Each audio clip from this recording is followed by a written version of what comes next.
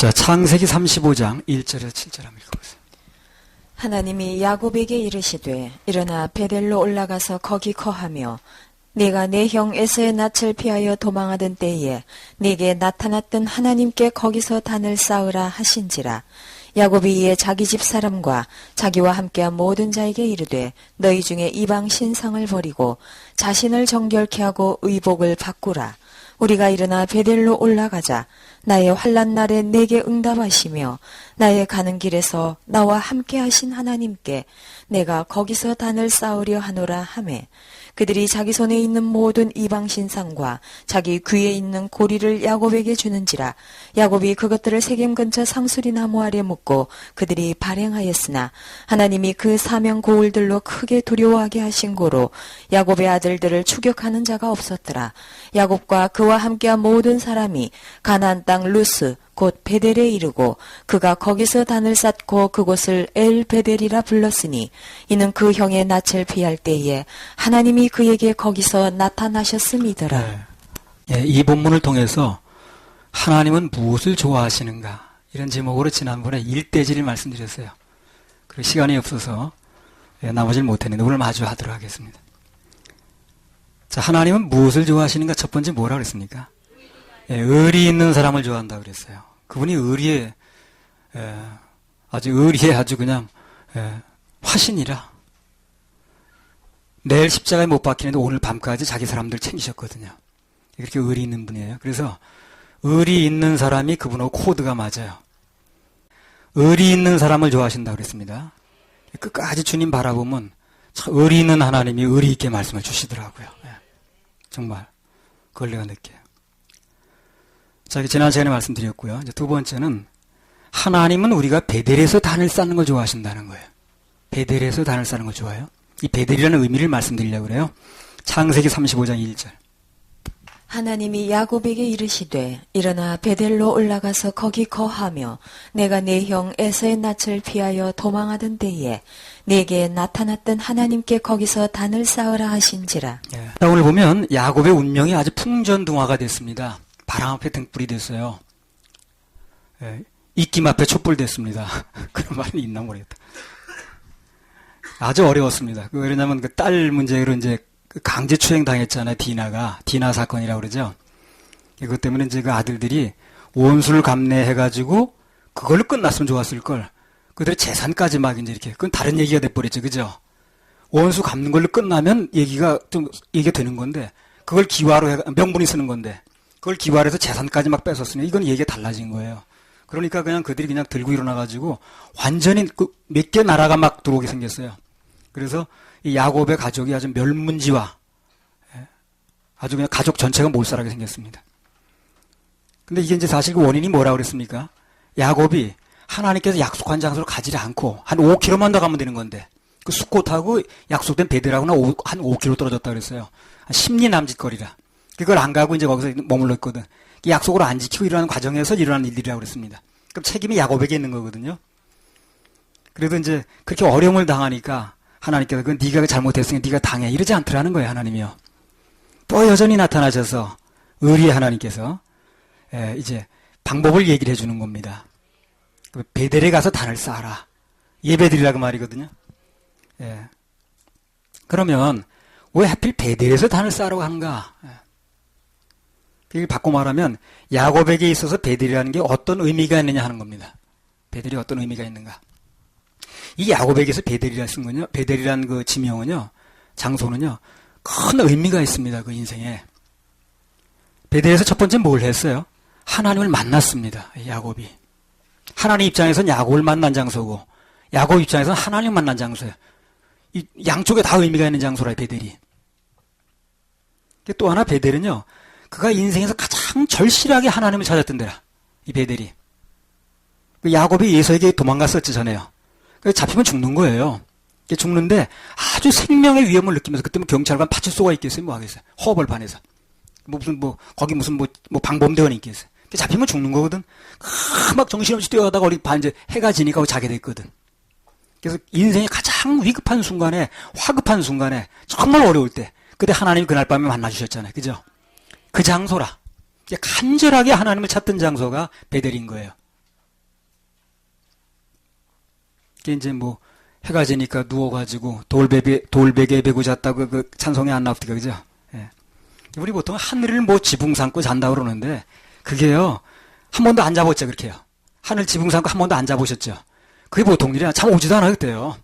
그게 무슨 대기하지 무슨 뭐 하늘을 지붕 삼고 어쩌고저쩌고 하는데 전혀 그 잠 오지도 않고요. 실제 이렇게 누워보면 너무너무 아주 그냥 위급한 순간이야. 야곱의 인생은 가장 절박하고 위급하고 답답할 때 하나님께서 야곱에게 나타나셔서 내가 어디로 가든지 내 함께 해주겠다. 금이환양, 예, 돌아오게 해서 아주 그냥 뭐 화려하게 정말 아주 그냥 비단 옷 입고 돌아오게 해주겠다. 이게 약속을 해주셨거든.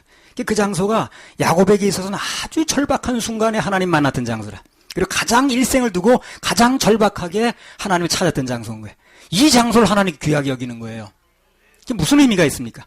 우리가 정말 간절하게 주님을 찾고 주님께 매달리고 주님께 부르짖고 했던 그 장소가 나에게도 중요하지만 하나님께도 중요하다는 거예요. 추억의 장소로 보는 거예요, 그 장소를. 베델이라는 장소가 야곱에게 있어서 정말 잊을 수 없는 뜻깊은 장소였어요. 그러니까 정말 간절하게 진심을 다해서 중심을 다해서 하나님 찾았던 그 장소, 그 장소를 하나님 귀하게 보시고 그 장소에서 만나자는 겁니다, 지금. 그 장소에서. 지금처럼 이렇게 그냥 공중에 떠가지고 나사 풀린 그런 마음 그거 말고 정말 진심으로 찾았던 그 장소에서 둘이 또 만나자고 그러는 거예요.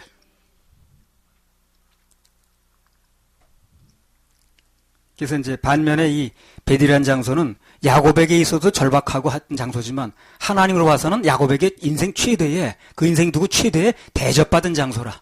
거기 간절히 찾았으니까. 여기 베델이라는 장소는 야곱에게도 중요하고 하나님께도 중요한 장소입니다. 그래서 이 베델을 하나님께서 그렇게 잊지 못하는 겁니다. 그래서 귀중하게 생각하시는 거예요. 인생의 아주 귀중한 순간에 그 장소에서 그 추억이 어린 장소에서 정말 중심으로 나 찾았던 장소에서 거기 만났던 장소에서 다시 만나자 그러는 거예요.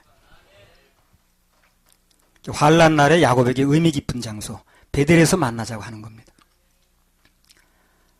아무튼 그래서 사람이 일생 동안 살면서 추억의 장소라는 게 있듯이 정상적이라면 우리도 하나님과 사랑을 느끼고 그리고 그분을 정말 간절하게 찾았던 정말 아주 철실하게 찾았던 그런 장소나 시간이 누구나 한 번은 있는 겁니다. 정상적이라면 그렇겠죠. 예. 정말 하나님께만 매달리고 하나님만 찾고 그것이 이제 여러분과 나의 베델이 되는 거예요, 그게요. 근데 그게 나에게 베델이지만 하나님께도 베델이 된다는 거예요, 그게. 그러니까 그 장소 개념이 아니라 할지라도 내가 언제가 어떤 문제를 놓고 간절히 주님만을 바라보고 찾았던 그것도 그 상태가 베델인 거예요. 그 상태에서 주님 만나길 원하는 겁니다. 그리고 아주 간절한 마음으로 구했다가 언젠가 아주 절박한 순간에서 응답받은 거 있죠. 그것도 베델이 되는 거예요. 우리가 어려울 때는 그때 정말 어려울 때 정말 절박할 때 하나님 그렇게 응답하셨지, 그렇게 해답하셨지, 그렇게 풀어주셨지. 이걸 기억하는 게 베델로 가는 거예요, 또. 그래서 우리가 이제 어려움에 처하고 신앙의 위기가 오게 되면 뭐 낙심하고 실망만 하고 있을 게 아니라 우리가 예수님을 간절하게 찾았던 그때 그 순간 베델로 올라가는 것입니다. 그 정신으로 돌아가는 거예요. 응답 받았을 때를 기억하는 것입니다. 그러면 이제 하나님께서 그걸 기쁘게 보시고 우리가 어떤 어려운 상태에 있든지 구원의 손길을 뻗치시는 겁니다. 자, 그 장소가 중요해요. 자, 또 하나 하나님께서 어떤 걸 좋아하시는가? 첫 번째는 의리를 좋아하신다고 그랬고 두 번째는 그 베델에서 만나는 걸 좋아하신다는 거예요. 그리고 우리 인생이 어떻게 살다가 정말 절박하게 주님만 찾을 수밖에 없는 환경이 생긴 건 그게 나쁜 게 아니에요. 야, 어떻게 다 이런 환경이 됐나? 그게 나쁜 게 아니고 하나님과 베델이 하나 생기는 겁니다, 그게. 늘 그 베델이 있다는 것은 마음의 고향이 있다는 건 좋은 거예요. 그래서 정말 그 장소에 가서 그 마음 상태로 돌아가서 그 정말 간절하게 매달렸던 그 상태로 돌아가서 주님 만날 수 있다는 건 좋은 것입니다. 그러니까 그걸 나쁘게만 생각하지 마세요. 자, 하나님께서 어떤 걸 좋아하시는가? 본문에 의존해서 얘기를 하는 겁니다. 좋아하는 건 이거 말고도 있지만 하나님께서는요, 가장인 남자가 가정의 가장이죠. 가장인 남자가 앞장서서 하나님을 섬기는 걸 그렇게 또 좋아하셔요. 이게 질서에 맞는 거예요, 이게. 자, 창세기 35장 2절에서 4절. 야곱이 이에 자기 집 사람과 자기와 함께한 모든 자에게 이르되 너희 중에 이방 신상을 버리고 자신을 정결케 하고 의복을 바꾸라. 우리가 일어나 베델로 올라가자. 나의 환난 날에 내게 응답하시며 나의 가는 길에서 나와 함께 하신 하나님께 내가 거기서 단을 쌓으려 하노라 하매 그들이 자기 손에 있는 모든 이방 신상과 자기 귀에 있는 고리를 야곱에게 주는지라. 야곱이 그것들을 세겜 근처 상수리 나무 아래 묻고. 자, 지금까지 야곱은요, 말만 가장이라 진정한 영적인 리더 역할을 하지 못했습니다. 야곱이. 아내가 그냥 첩외방으로 들이밀면 들어가 그냥. 아예 나라면 아예 나. 그 아내가 내 여자가 한 지붕 밑에서 막 칠시어 반목을 해도 전혀 조종자 역할을 못하는 거예요. 싸움으로 세월 보내도. 그 디나 사건도 마찬가지고. 야곱이 영적인 가장으로서 확실한 위치를 못 잡는 가운데 일어난 일이거든 그게. 세계에서 우유부단하고 그냥 뭐 엉거주춤 그냥 눌러 앉으려고 그런 그 상태에서 지금 일어난 거거든. 나사가 풀려가지고. 야곱이라는 가장이 영적으로 바로 서 있지 않으니까 그 가정이 매일 불화를 겪는 거예요. 사건의 연속인 것입니다. 그러니까 하나님께서 질서를 세워놓는다는 것은 그냥 세워놓는 게 아니에요. 그 질서권을 행사해야 되고 그 질서를 제대로 잡아야 되는 것입니다. 하나님께서 창조 때부터 그렇게 잡아놓은 거예요, 질서를. 그걸 못하게 되면, 가장을 못하게 되면 그 가정이 막 흔들리고 세월을 낭비하게 되고 하나님 제대로 성질 못하는 거예요. 야곱의 가정이 그걸 보여주는 거지. 근데 어느 날 그 질서가 제대로 잡히게 되면 하나님 너무 기뻐하시는 겁니다. 그 원리에 맞는 거예요, 그게. 야곱이란 가장이 영적으로 제대로 안 서 있으니까 막 네 여자가 싸우다 세월 다 가고 그냥 막 그 뭐 맏아들이 그냥 자기 부인을 또 뭐 어떻게 그냥 무슨 관계를 갖고 그랬죠 또. 루벤이 그 빌한가 누구야. 그거 있을 수 없는 일이거든. 그런데 막 벌어지는 거예요. 그런 것도 야곱은 다 봐야 되고. 근데 오늘 창세기 35장 2절에 4절 아까 읽었죠. 여기 보면 드디어 야곱이 영적인 리더자 역할로 돌아오는 겁니다. 이제 질서가 잡히는 거예요. 소광이 비치는 겁니다. 그걸 좋아하는 거예요, 하나님께서. 한마디로 말해 진짜 가장이 되는 겁니다. 야곱이 드디어 제 위치를 찾는 거예요. 다시 한번 읽어보세요. 2절부터 4절. 뭘 가지고 이 질서 찾는가 보세요. 뭘 가지고 가장의 위치를 확보하는가 보세요. 야곱이 야곱이 자기 집 사람과 자기와 함께한 모든 자에게 이르되 너희 중에 이방 신상을 버리고 자신을 정결케 하고 의복을 바꾸라. 우리가 일어나 베델로 올라가자. 나의 환난 날에 내게 응답하시며 나의 가는 길에서 나와 함께 하신 하나님께 내가 거기서 단을 쌓으려 하노라 하매 그들이 자기 손에 있는 모든 이방 신상과 자기 귀에 있는 고리를 야곱에게 주는지라. 야곱이 그것들을 세겜 근처 상수리 나무 아래 묻고. 여기 보면 야곱이 하나님 명령에 순종을 해서 가족들에게 추상 같은 명령을 내리는데 무슨 명령이냐? 예배 명령을 내리는 거예요. 예배 명령. 이 장면은요, 야곱의 일생에서, 야곱이 오랫동안 살았죠. 141세가 살았죠. 그 야곱의 일생 중에서, 141세 맞나? 예. 예. 그 야곱의 일생 가장 하이라이트입니다, 이게. 가장 인생 빛나는 인생이야, 이때. 그동안 뭘 하고 살았는지, 그냥 별별짓을 다 하고 살았는데, 이 야곱의 일생 가장 빛나는 장면이 이 장면입니다. 가족들에게 가장 위급한 순간에 예배 질서를 잡는 거예요. 이때부터 야곱의 가장 위치가 쓰는 겁니다. 그리고 하나님 그 가정에 일하시기 좋게 되는 거예요. 가장 어려운 순간에 가장은 우리 가정은 지금 예배한다. 이 어려운 순간에 하나님께 먼저 예배드린다 하는 예배 명령을 내릴 수 있어야 되는 거예요. 이게 가장 중요한 겁니다. 그 가장은 물론 도를 벌어서 가족을 부양하는 이런 것도 다 있겠지만 그보다 가장 중요한 것은 하나님이 원하시는 것은 가장 어려운 순간에 예배 질서를 잡고 예배 명령을 내릴 수 있어야 돼요. 그 명령이 통해야 되는 겁니다. 그래 가장인 거예요. 그래 그 가정에 하나님 희망을 두고 일을 하실 수가 있어요. 야곱이 오늘 자기 함께한 모든 자에게, 즉 자기 명령이 통하는 사람에게 뭐라고 얘기를 합니까? 너희 중에 모든 이방 신상을 버려라 그럽니다. 가장으로서는 포고령을 내리는 거예요. 모든 이방 신상 버려라. 이걸 보면서 우리가 뭘 느끼냐면 믿음의 조상이라고 하는 이 족장 시대의 족장인데 이 야곱의 집안에 아직도 뭐가 있는 거예요? 이방 신상들이 처음 있었던 거예요. 그러니까 이런 것들이 전부 가정을 영적으로 세우는데 방해물이라. 그걸 못 잡은 거예요, 야곱이. 근데 이 순간에 그걸 딱 얘기를 하는 거예요. 문제가 안 생길 수가 없는 거예요.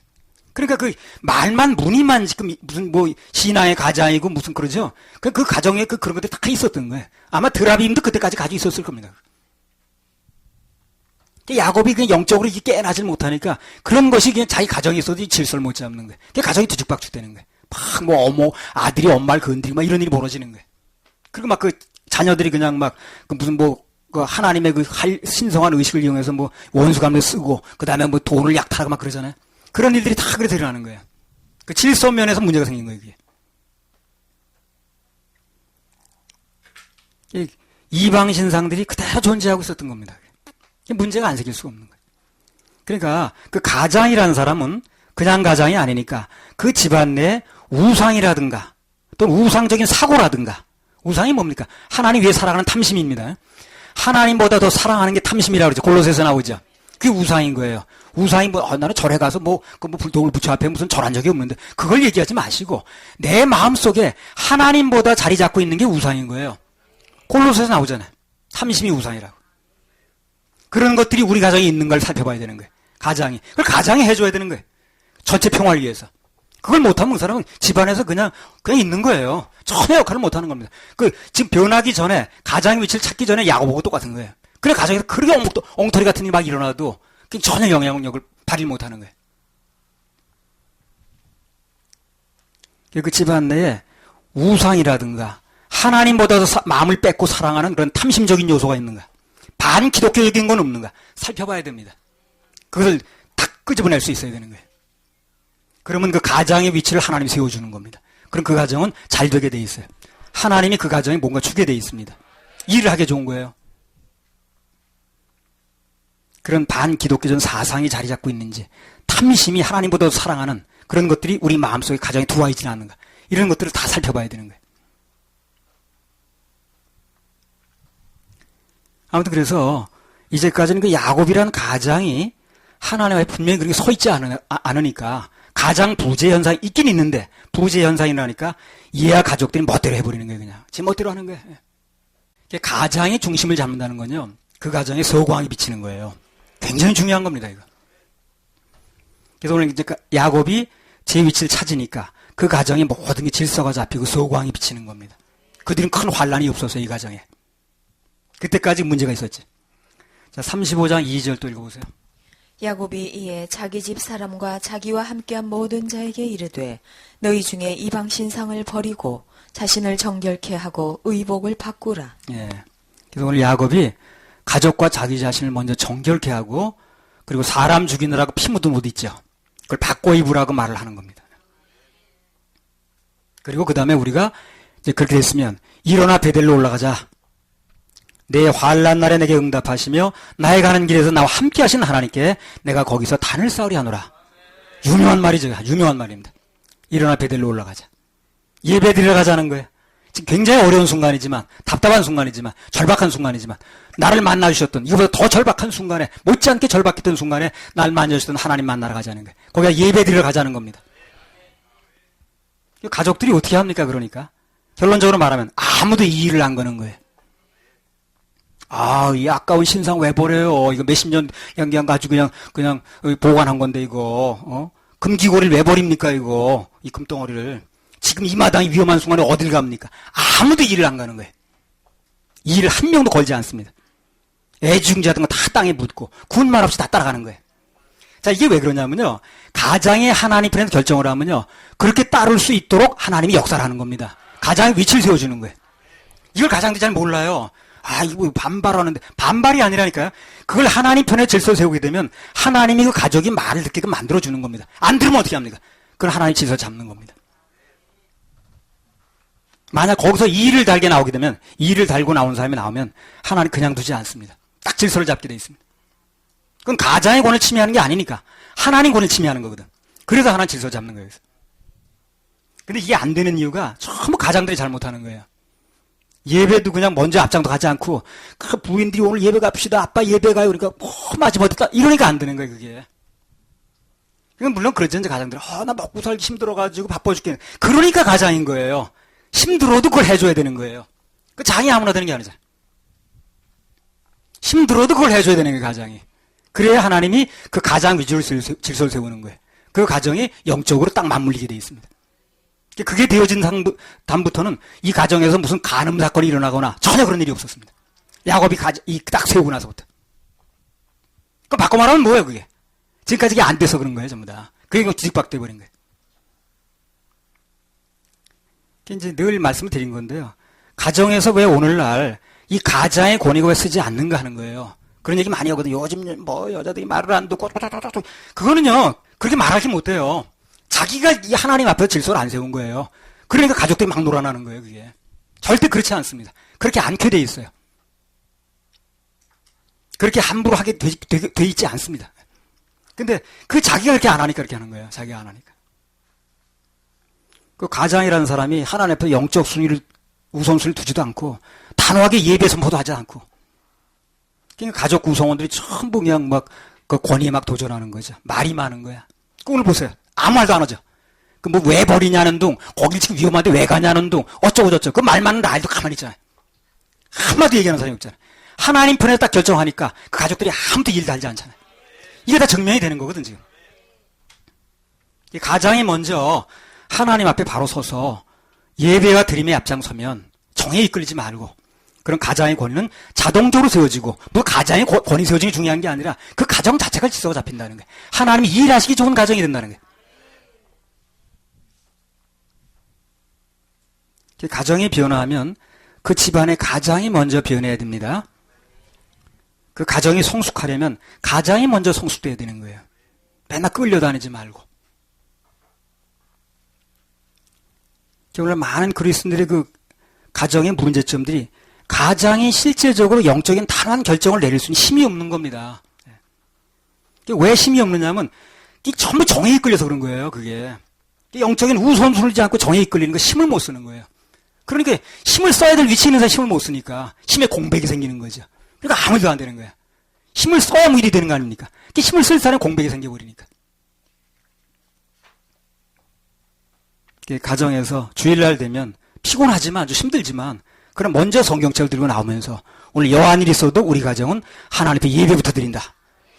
그리고 각자 일 보든 간다. 이걸 먼저 할 수 있어야 되는 거예요. 그걸 가장이 해줘야 된다는 거예요. 남한테 미루지 말고. 그리고 선언하고 앞장서 보세요. 가족이 다 따라오게 돼 있습니다. 만약에 안 따라오면 하나님 질서를 잡아주는 거예요. 잡을 수밖에 없는 일이 생기는 겁니다.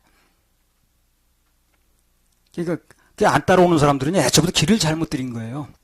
이제라도 그야말로 회개해야 됩니다.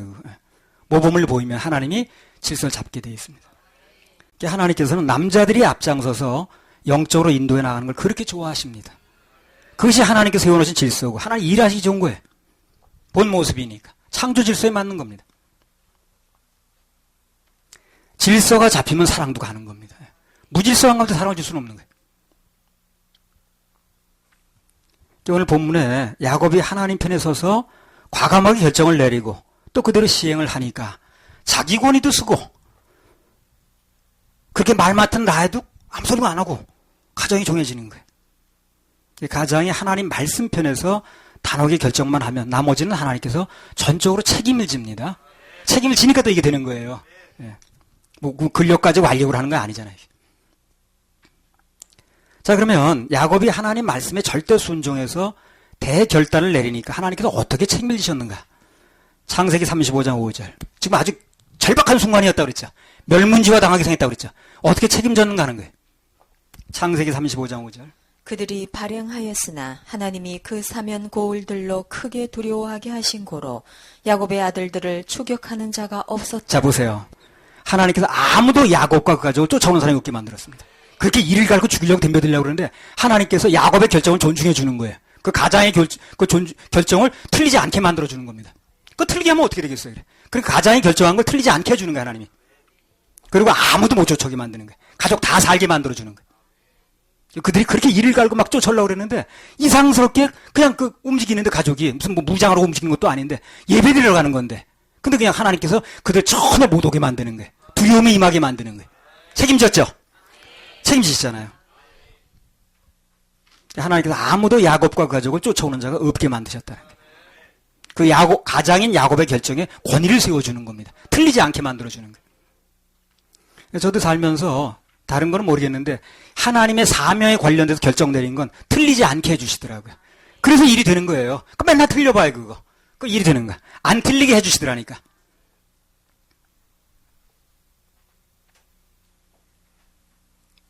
교회도 마찬가지입니다. 어느 사람을 하나님께 세웠으면 그 사람 결정이 안 틀리게 해주셔요. 그러니까 얘기가 되는 거예요, 이게요. 그 예배도 인도가 되고 교회도 되는 겁니다. 맨날 틀려봐요, 그 사람 하는 말이. 되겠나? 하나 질서를 허무는 분이 아니고 질서의 하나님이기 때문에 질서를 누구 하나 세우게 되면 그 사사를 세우면 그 사람 죽을 때까지 하나님께 책임지셨듯이 그 사람 위주로 질서를 세워주는 거예요. 그 질서의 책임을 맡은 사람은 그래서 소신껏 하면 되는 겁니다. 겁내지 말고. 나에게서 나온 권위가 아니니까. 하나님 위임받은 권위잖아요. 그 하나님 믿고 하는 거예요. 그냥. 가장도 내 권위가 아니에요. 내가 근력 가져오는 게 아니라 하나님께 위임받은 권위라. 그걸 내가 시행을 해야 되는 거예요.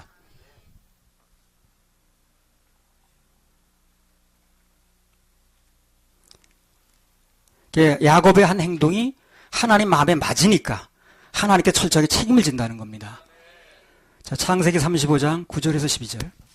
야곱이 밧단 아람에서 돌아오매 하나님이 다시 야곱에게 나타나사 그에게 복을 주시고 그에게 이르시되 내 이름이 야곱이다마는 내 이름을 다시는 야곱이라 부르지 않겠고 이스라엘이 내 이름이 되리라 하시고 그가 그의 이름을 이스라엘이라 부르시고 그에게 이르시되 나는 전능한 하나님이니라.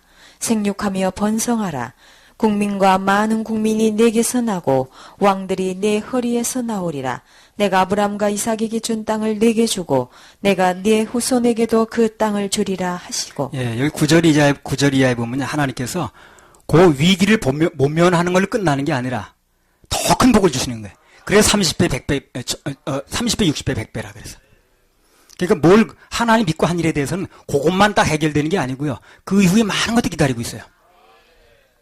한번 해보세요. 100배로, 1000배로, 10,000배로. 아, 믿음으로 하세요. 그러면 그렇게 받는 거니까. 그거 걱정하던 일 전혀 일어나지 않게 해주셨고. 예. 그 다음에, 좀, 나중에 추가 부분을 또 말씀드리겠습니다. 많은 복들이 오게 돼 있어요. 그래서, 자부지간, 하나님께서는 남자들이 일어나서 영적으로 가정을 다스리고 하나님께 헌신하는 걸 그렇게 좋아하십니다. 그게 창조 질서에 맞는 거예요. 그래서 창세기 35장을 통해서 하나님께 좋아하시는 거 세 가지를 말씀드렸는데 첫 번째는 하나님께서 의리 있는 사람을 좋아하신다고 그랬고 가장 위급하고 절실할 때 하나님 만났던 베델 거기서 만나는 걸 좋아하신다고 그랬어요. 그리고 가장이 나서서 가장권을 행사하고 영적으로 제 위치를 찾는 걸 하나님 좋아하신다고 그랬습니다. 이 창세기 35장 전체 주제가 뭐냐면 예배예요. 예배를 통해서 위기를 극복했다는 겁니다. 그 큰 틀에서 전부 얘기가 되는 거예요, 지금. 창세기 35장 전체 내용이 큰 틀이 뭐냐면, 지엽적인 얘기가 여러 가지 나옵니다만, 그 큰 틀이 뭐냐면, 인생에 가장 위기를 당했을 때 예배로 그것을 회복했다는 얘기거든. 그래서 예배 성공, 인생 성공입니다. 예, 한번 해서 예배 성공, 인생 성공. 예, 손을 맞춰보세요. 그러면 머리 잘 들어와 얘기해요. 예, 손을 마주치면. 도장이거든, 그게. 자, 1절만 다시 읽어보세요. 하나님이 야곱에게 이르시되 일어나 베델로 올라가서 거기 거하며 내가 내 형 에서의 낯을 피하여 도망하던 때에 내게 나타났던 하나님께 거기서 단을 쌓으라 하신지라. 예. 저희 본문에 보면 하나님이 야곱에게 이르시되 일어나 베델로 올라가서 그랬죠. 예. 이제 뭐 여러 번 말씀을 드렸는데 일생일대 어려움이 이제 왔는데 위기를 당한 야곱에게 하나님께 내리신 명령이 뭐냐면 제사 명령을 내렸어요. 예배 명령을 내렸습니다. 그걸 가장이 아까 선포해 주죠. 그죠? 예배 명령 내린 걸 야곱이 과감하게 선포해 를 주는 거예요. 그 예배 명령은 하나님이 내리는 거예요. 내가 예배 받는 사람이 아니기 때문에. 그 명령을 과감하게 선포해 주는 게 중요한 거예요. 그 선포 누가 하겠습니까? 가정에선 가장이 해야 되고, 교회에선 목사가 해야 되겠죠. 그렇지 않습니까? 그래서 하나님 말씀대로 순종해가지고 최우선적으로 예배를 드린 결과, 그렇게 예배드릴 형편은 아니었지만, 지금 사방에 죽이려고 그러는데 언제 그걸 떠나서 예배를 드리겠어요? 그 장소에 드리는 것도 아니고 먼 데까지 가는데. 드릴 장소, 그런 형편은 아니었지만, 그 명령에 순종해서 예배를 드린 결과, 위급한 문제 해결됐다고 그랬죠? 그런데 이 결과가 있기 전에, 먼저 하나님께서 베델로 가서 그랬거든요? 하나님께서 말씀하시는 일정한 장소까지 가라는 명령을 먼저 하셨어요. 가서 예배를 드리는데 그 자리에 드린 게 아니라 하나님께서 만나시고자 하는 장소, 받고자 하는 장소까지 가라는 겁니다, 지금.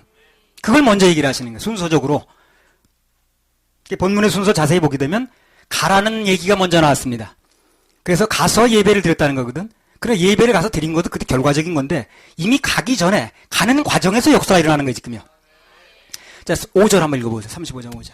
그들이 발행하였으나 하나님이 그 사명 고울들로 크게 두려워하게 하신 고로 야곱의 아들들을 추격하는 자가 없었더라. 자, 그들이 발행했으나 도착은 안 했죠. 근데 야곱의 그 추격하는 자들을 하나님께 어떻게 하셨습니까? 막아주셨죠. 도착 전에 역사가 일어나는 거예요. 도착 전에. 야곱이 아직 베델에 도착해서 예배를 드린 것도 아닌데 도착하기 전에 출발만 했는데 역사가 일어나더라는 거예요. 지금요. 발행이 그거 아니에요. 발행. 출발했다고 말이죠. 일단 출발을 하니까 하나님께서 그 사면 고울들로 하여금 크게 두려움을 주셔가지고 야곱의 아들들을 추격하는 자가 없게 만들었다고 말이거든. 엄격히 말하면 본격적인 예배가 장소까지 가서 드려지기 전에 하나님께서 가라는 장소까지 가는 동안에 이미 역사가 일어났다는 겁니다. 자, 오늘날 적용하면 어떨까 이걸요? 예배 장소까지 도착해서 여기 도착해서 찬양을 부를 때 예배가 시작되는 게 아니라는 거예요. 이미 출발할 때부터 예배는 시작이 되는 겁니다. 그게. 그 사람에게서 예배는 시작되는 거예요. 지금 그 사람에게서. 그 각자 뭐 출발 장소 틀리겠습니다만 어떤 사람에게는 그 출발할 그 시간부터 그 사람의 예배는 시작이 되는 거예요. 지금요.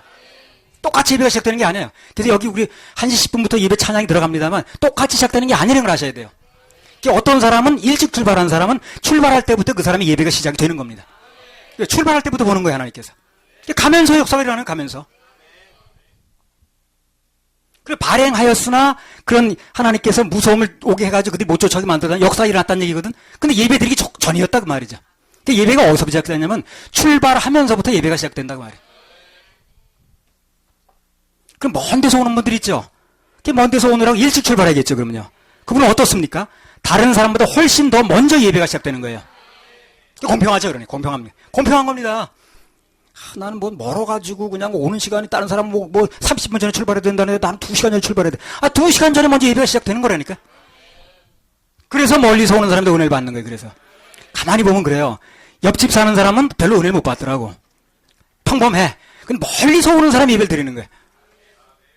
더 은혜를 받는 거예요. 그런 사람은 이제 졸지도 않아요. 왜냐면 본전을 찾아야 되니까. 차비라도 찾아야 될 거 아닙니까?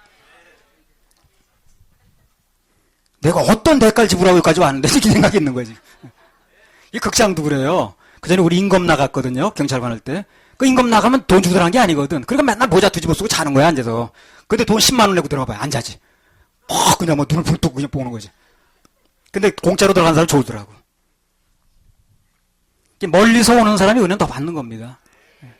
주의할 게 하나 있습니다. 뭘 주의해야 되냐면 오면서 짜증내거나 불편하면 안 됩니다. 그러면 손해보는 일이 벌어져요. 하나님께서 주시는 게 점점 감소해야 되는 거예요. 이게 마이너스 통장을 빠져나가 버립니다. 내게 주어진 특권인데 그것도 이제 스스로 이제 마이너스 통장 만들면 안 되죠. 그러니까 멀리서 오시는 분들은 이미 출발할 때부터 하나님의 역사가 시작됐다는 거. 그리고 남보다 먼저 예배가 시작됐다는 거. 이 자부심을 가지면서 감사하면서 오시면 됩니다. 틀림없습니다. 가면서부터 역사가 시작되는 가면서부터. 도착도 안 했는데. 그래서 그렇게 이제 오면서부터 예배를 감사만 오신 분은 그러나 다른 사람은 몰라도 그 사람은 반드시 은혜의 주인공이 되는 거예요. 따로 받는 은혜가 있더라고. 그 사람이 뭔가 들리게 되어 있습니다. 공평하니까. 저도 가까운 데서 오는 사람 아니에요. 저 지방에서 차 타고 옵니다. 근데 뭐 더 멀리서 오는 분이 생겨서 이제 할 말이 없는데 이제 나도 먼 데서 오는 사람이에요. 요 옆집에서 오는 게 아닙니다. 근데 이제 더 멀리서 오는 사람이 이제 생기니까 내가 이제 명함을 못 내미는 거예요 지금. 자, 누가복음 17장 11절에 14절.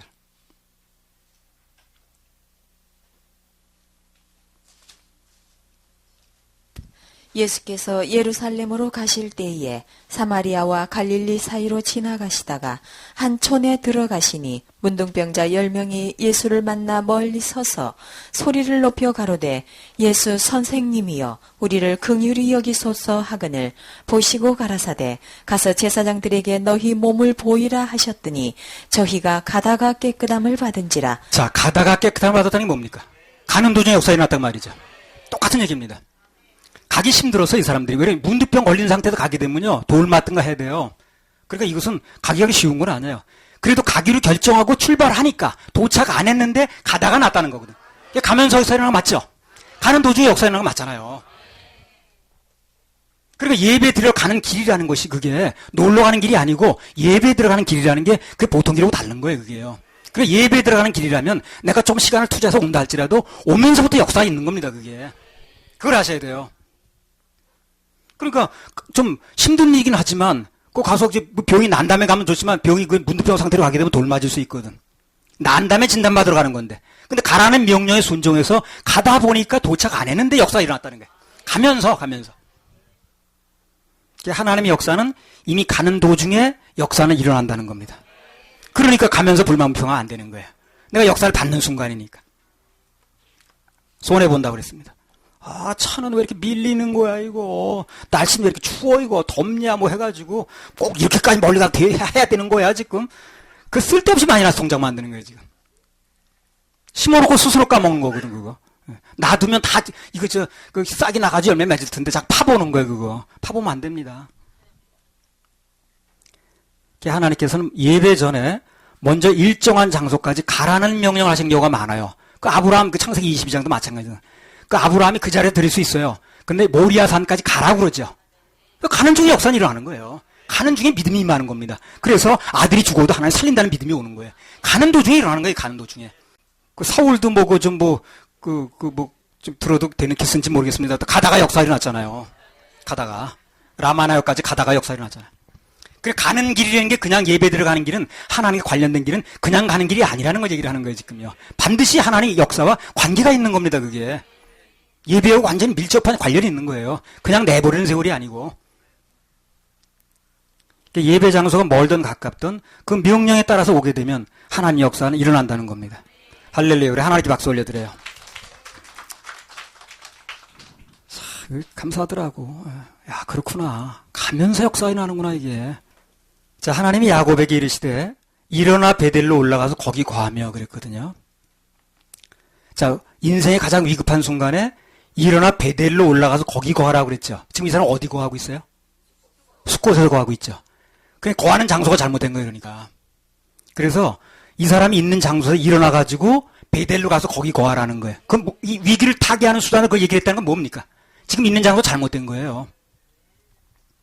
이 말씀 속에 벌써 야곱이 세겜에서 거했던, 세겜 그 숲곳에 거했던 게 잘못됐다는 게 증명되는 거예요. 위기가 온 순간에 일어나서 이 거처를 바꾸라는 걸로 봐가지고. 그죠? 거하는 장소를 바꾸라고 그러죠. 그러니까 지금 있는 장소가 잘못된 거예요, 그게. 그러니까 뭐가 풀리려면요, 그 장소를 바꾸는 게 중요한 거예요, 또. 이게 많은 원리들이 나온 겁니다, 이게. 내가 갖다 붙이는 게 아니에요. 있는 그대로 얘기를 하는 겁니다. 한마디로 말해서 이 모든 문제의 시발점이 야곱이 하나님께서 거하라는 장소가 아닌 곳에 있었던 게 문제가 된 거예요, 지금요. 그게 분명해진 겁니다, 지금. 그러니까 이 문제를 타개하는 과정에서 일어나서 거기 장소 말고 내가 명했던 장소인 베델로 가서 거기 거하라는 거예요. 거하는 장소가 잘못됐다는 거 아니에요, 지금. 이것만 보더라도 이 신앙의 중독이라는 게 잘못된 장소에 있어 그런 겁니다, 그게. 그 장소를 벗어나야 되는 거예요. 그게 중독이 풀리는 겁니다. 아니, 술을 계속 부어대면서 어떻게 술 끊어지길 바라겠어요? 매주마다 정기적으로 마약 주사를 맞으면서 마약이 어떻게 끊어지길 바라겠습니까? 그 끊어야 되거든. 그래야 중독 끊어지는 거 아니겠습니까? 그걸 계속 맞으면서 정기적으로 어떻게 끊어지냐니까, 그게. 그것만 보더라도 벌써 이게 지금 하나님께서 그 장소 문제 들고 나오는 거예요. 너가 있었던 장소가 지금 그게 되는 장소가 아니라는 거예요. 그러니까 이 문제가 풀어지는 과정에서 우선 장소를 옮기라고 얘기를 하는 거예요.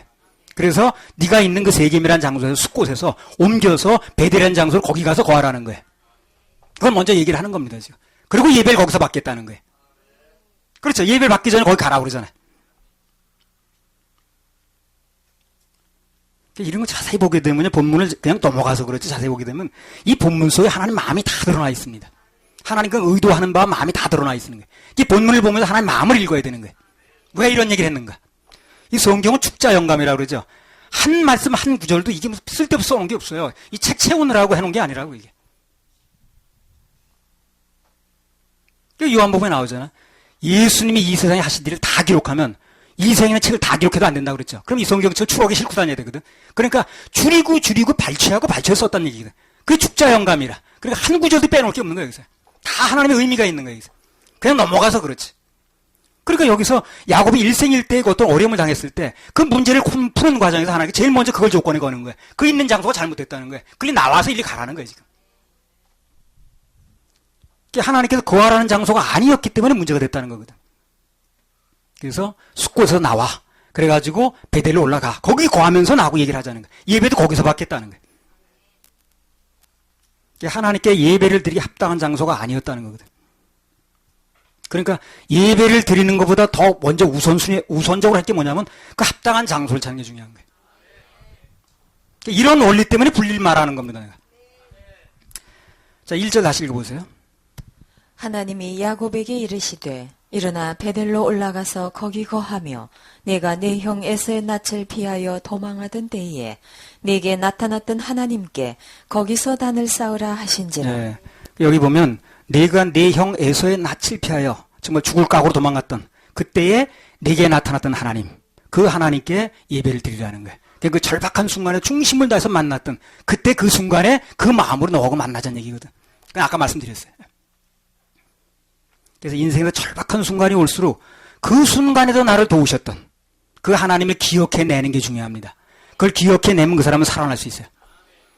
그렇게 어려웠던 순간에, 정말 내 인생이 절박했던 순간에 그때 하나님 도와주셨지. 그렇게 역사하셨지. 생각 속에도 없었던 걸 하나님 역사하셨지. 이걸 생각해낼 수만 있으면 그러면 그 사람 살아납니다. 그게 베델인 거예요, 그 사람한테.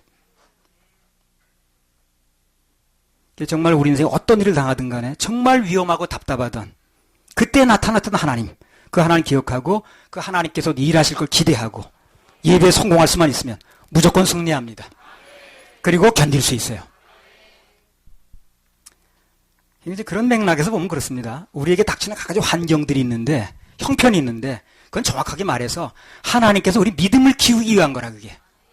그게 이제 어떤 사건이 있어야 믿음이 자라는 거거든. 그렇잖아요? 그게 우리 인생의 승리의 경력을 지금 붙여나가려고 그러는 거예요. 섭리입니다. 그런 위험이 있었기 때문에 하나님의 역사를 체험할 수 있는 거거든. 인생에 어떤 일이 벌어지는 거는요, 그건 나쁜 것만이 아니라고 그랬잖아, 아까. 실제 어려움이 있어야 실제 믿음도 자라는 거예요. 실제 어려움이 없으면 그 사람 믿음이 이론이라니까요.